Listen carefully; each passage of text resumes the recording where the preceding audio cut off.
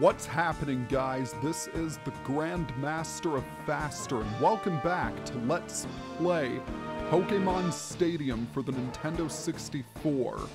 In this episode, we are going to tackle the final hurdle of Gym Leader Castle. What is that final hurdle, you might ask? It is none other than the Elite Four. And much like the mainstream Pokemon games, you have to battle them one after the other. If you lose once, you have to start all over. And only by defeating the Elite Four will we proceed to the final challenge. Now I'm going to use my red version team because it's a little bit more diverse. But still, anything can happen against these guys. I mean, they aren't called the Elite Four for nothing. So starting things off, we are going to battle against Lorelei, who is the mistress of Ice-type Pokemon. However, most of her Ice types, in fact all of them, with the exception of Jinx, are also part water. Well, I guess Articuno is also a flying type as well. Case in point, Jolteon is going to rock this battle.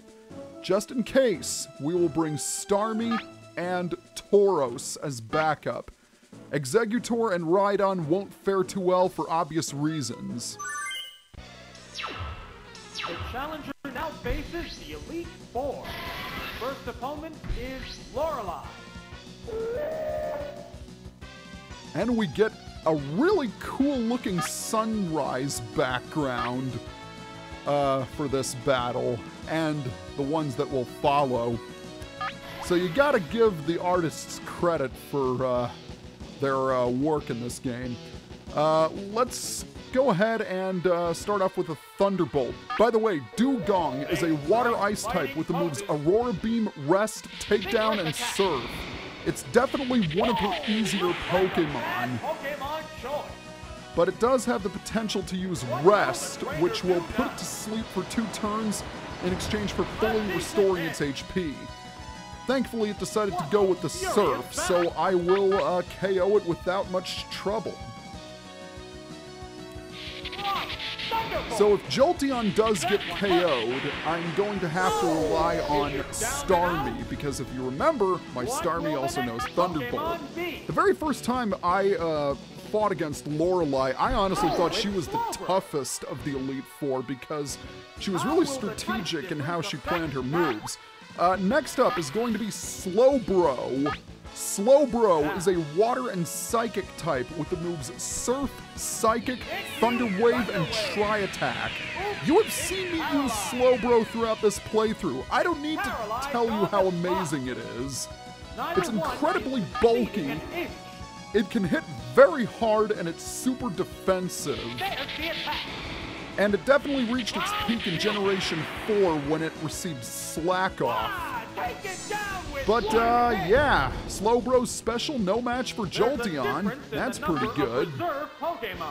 Alright, who are you going to send out for your final Pokemon? It's going to be Articuno. Of course it would be her most powerful. Well, I guess that's up for debate because Lapras is also quite strong.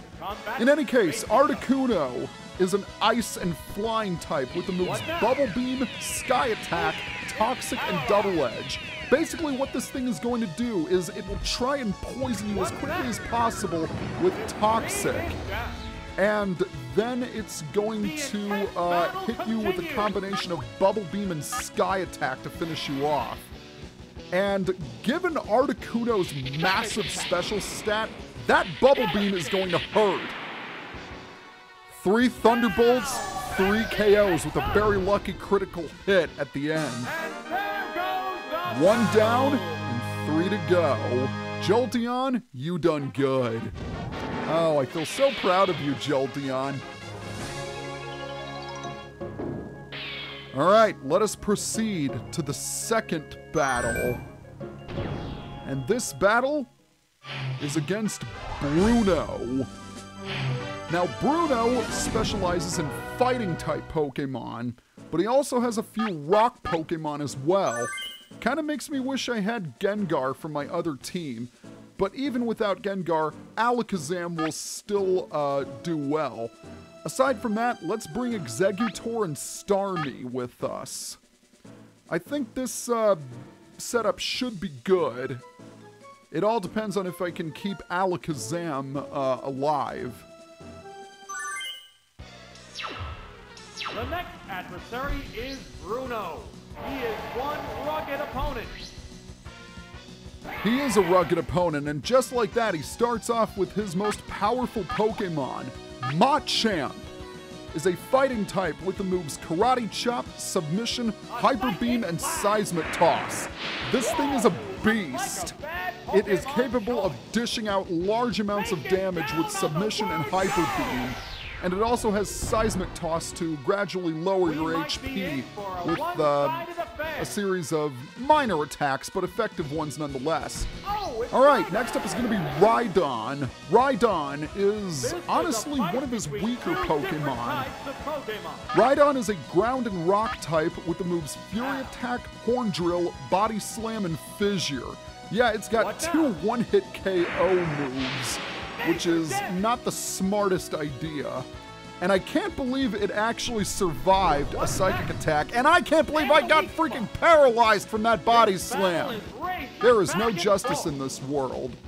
And unfortunately, despite how much I've criticized Rhydon, it in fact KOs my Alakazam.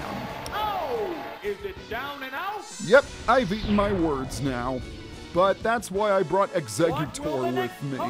I think Exeggutor can finish what Alakazam started.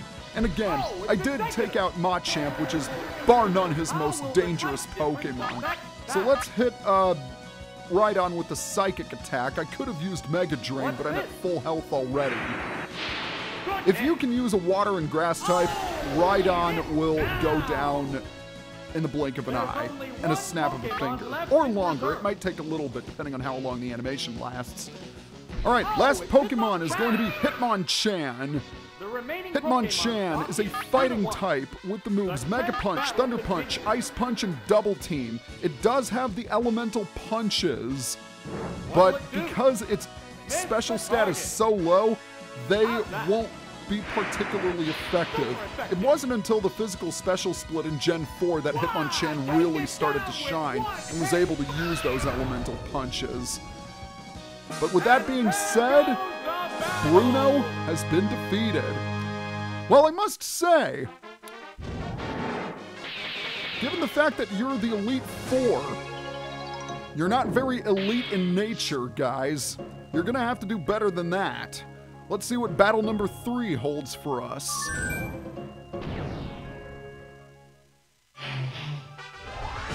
So round 3 is against Agatha and her army of ghosts. Well, I guess army is the wrong word because she only has 2 ghost Pokemon. She is, according to Bulbapedia, a specialist of ghost types. However, all of her Pokemon are also part poison, making Alakazam and Exeggutor prime choices for this battle. But in case anything happens, I'm gonna bring Tauros as well. Next up, Agatha, another daunting foe. What strategy will work against this wily lady? Yeah, her tactics can definitely be wily. She starts off with her Haunter, which is a ghost poison type with the moves Thunderbolt, Nightshade, Hypnosis, and Dream Eater. Agatha's tactics mainly consist of inflicting status ailments on your Pokemon and draining their HP. Case in point, Haunter will use Hypnosis to try and use Dream Eater on me. That is not good. I don't want to deal with that, so I am going to switch out to Exeggutor. You could try and wake up from the sleep or fight the confusion, but I really wouldn't risk it. See, I could see Dream Eater coming from a mile away. The good news is that Dream Eater won't do too much damage to either Alakazam or Exeggutor, but hopefully I am faster. No, it is faster than I am, but it did use Nightshade. That's okay. Much like Seismic Toss, Nightshade is an attack that deals an opponent damage equal to their level. Or the attacker's level, I should say. Alright, down goes Haunter. What is her next Pokemon going to be? She is going to send out her Venusaur, another grass type. Venusaur is a grass poison type with the moves Leech Seed, Razor Leaf, Toxic, and Mega Drain. This thing can be rather dangerous. It will use Toxic and Leech Seed to drain your HP, and then it'll finish you off with Razor Leaf because of its high critical hit ratio. Venusaur is also relatively bulky, so you will not likely KO it in one hit. It's going to go for the Mega Drain. That really shouldn't make much of a difference. Yeah, it hardly did anything. A Psychic, however, will hit her where it hurts. So that is 2 of her Pokemon down. Hopefully I won't face Gengar, but knowing my luck, I probably will. In the number of reserve Pokemon. Okay, so I don't face Gengar. Instead, we're going up against Golbat. Golbat is a poison and flying type with the moves Supersonic, Haze, Mega Drain, and Swift. Golbat will almost always try and confuse you on the first turn, and then it'll start bringing down your health. However, Golbat isn't that much defensively speaking, so there's a little bit of reprieve for you, but that is it for Agatha. If you let her inflict status ailments on you, then she gets a lot harder. But if you have a strong psychic attacker, you should be good to go. If you don't have a psychic Pokemon, however, then Agatha is really, really difficult. We only have 1 opponent left in the Elite Four. Let's see if they've saved the best for last. It is up against the Dragon Master, Lance. Of course, since there's only 1 Dragon type family of the original 150 Pokemon, he resorts to using Dragon lookalikes. Starmie is going to be our MVP for this battle, but we'll also bring Tauros and Jolteon as well. Yeah, we're gonna see if we can do this. We're coming down to the edge. Here's Lance, the last remaining master of the Elite Four. Now, interestingly enough, Lance doesn't have a Dragonite on his team, and I always found that very surprising.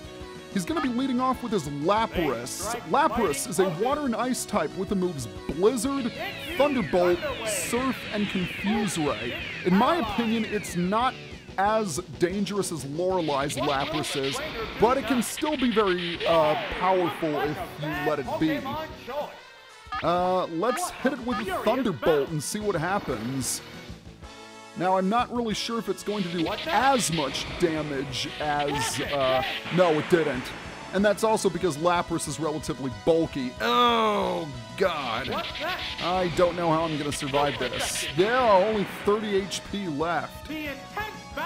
Let's see if we can get rid of Lapras with a Thunderbolt. Hope for a crit, hope for a crit, hope for a crit. And I didn't get it. Well, now it's going to finish me off. So he's got the advantage over me 2-1. And it's the first time my Pokemon has been knocked out in the Elite Four.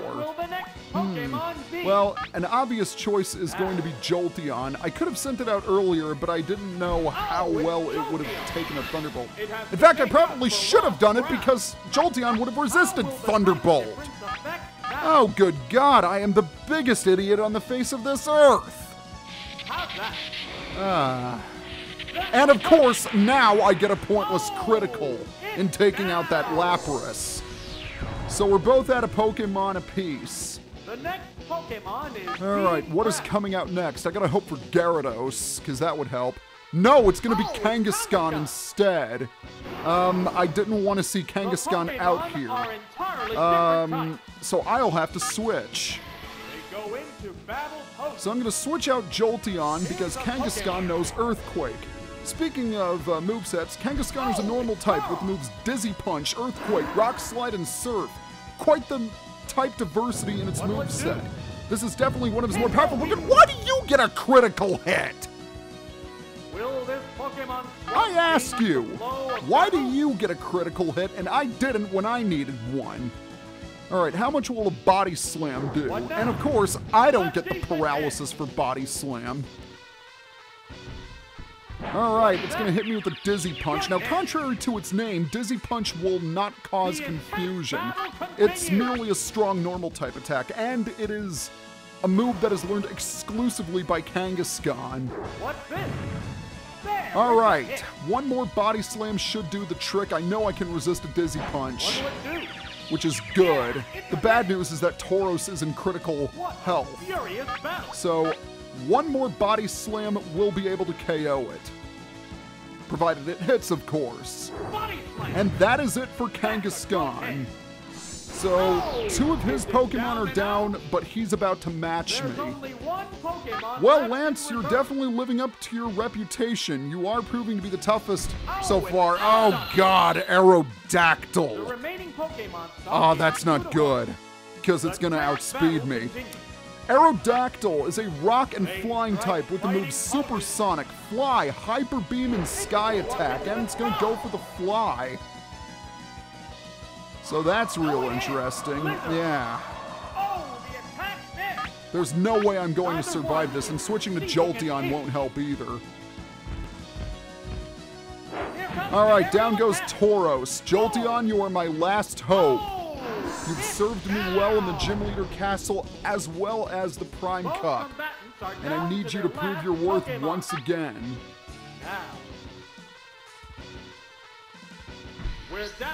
Alright. I'm just debating whether I should try and paralyze him. I think I will. So, yes, I am faster than it.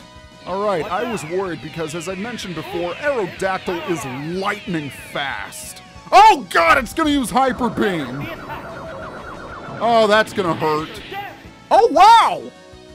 It did just under half! Thank you, Aerodactyl, because now I can get a free hit off of you. 2 free hits, I should say.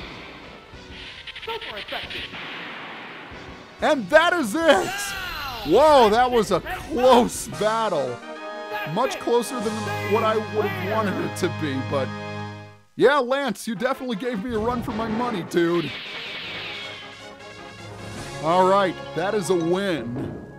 And that is it for the Elite Four.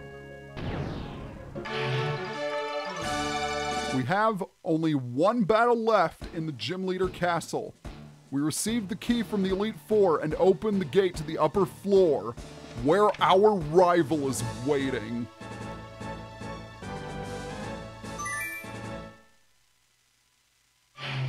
Here we go! The battle against the rival.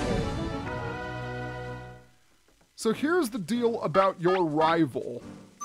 His team will change depending on the starter Pokemon you chose based on the Pokemon cartridge you have in your transfer pack.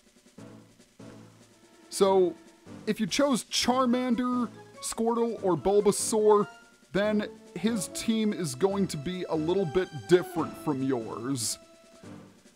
I'm not really sure which Pokemon I'm going to choose for this one.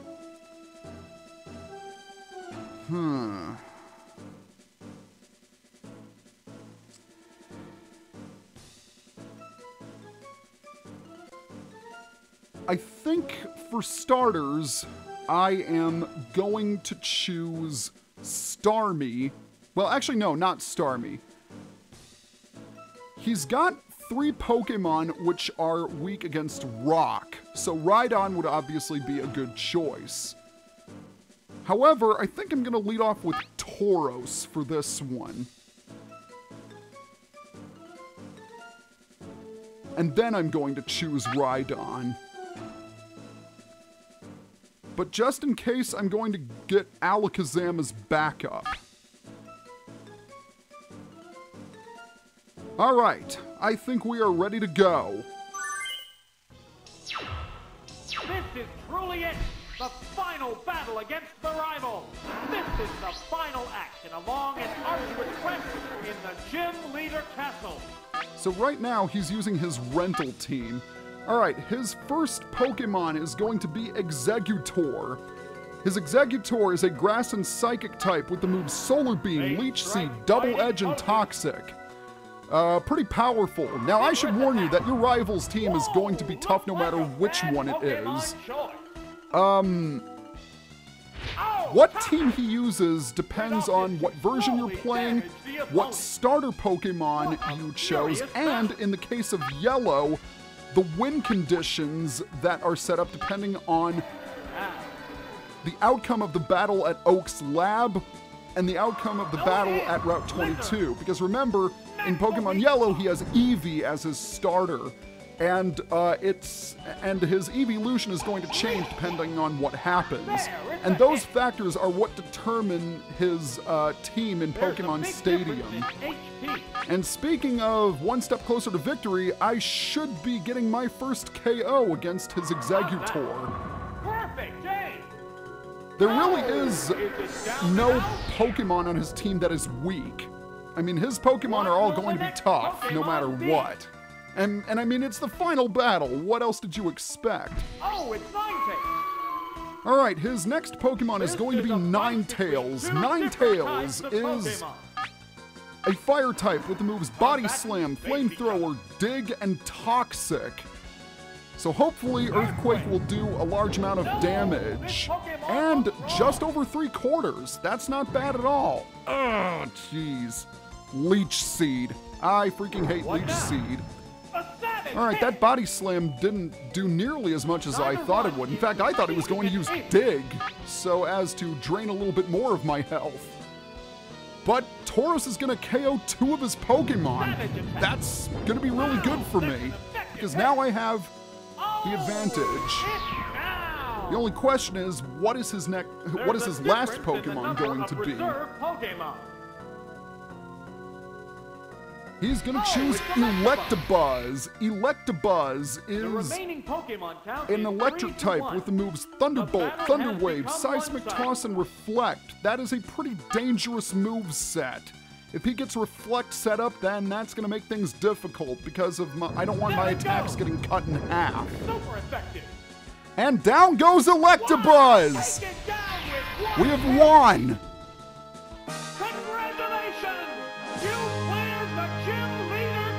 Couldn't have said it better myself, buddy. Our rival has been defeated without a single KO on our side. That is it. The final battle has been cleared, and now we are the champion of Gym Leader Castle. Tauros, you were amazing in dishing out those physical hits. Rhydon, you resisted things when I needed you to. Alakazam, what else can I say? Exeggutor, I didn't feel like you got as much screen time, but I felt that the battles you did appear in were good. Same goes for Starmie. Jolteon, you rule. Oh, Jolteon, I couldn't have asked for a better evolution. And that is it. But we also get a special prize, a Pokemon present. What will this present be? We're about to find out. It is going to be a Bulbasaur! So when you conquer Gym Leader Castle, you receive a rare Pokemon as your grand prize. And these are version exclusive Pokemon. They can be Eevee, one of the 3 starters, Hitmonlee or Hitmonchan, or one of the 2 fossil Pokemon. They are Pokemon that you can only choose one of in their respective sets through a single playthrough of the game. So I really like that they included this feature in Pokemon Stadium. It made trading much less of a hassle. So we receive Bulbasaur. If we upload our Pokemon Red version, we'll find that we have a Bulbasaur in our box. So we'll have to go to Professor Oak's lab and receive our Pokemon. But what is this? A new challenge appears. What could this challenge be? We will soon find out. Next time on Let's Play Pokemon Stadium. Hey, did you like what you saw? Then be sure to follow me on Facebook and Twitter for updates on my videos. Also, do you want to record LP videos like me? Then check out my kit page for my go-to equipment for recording.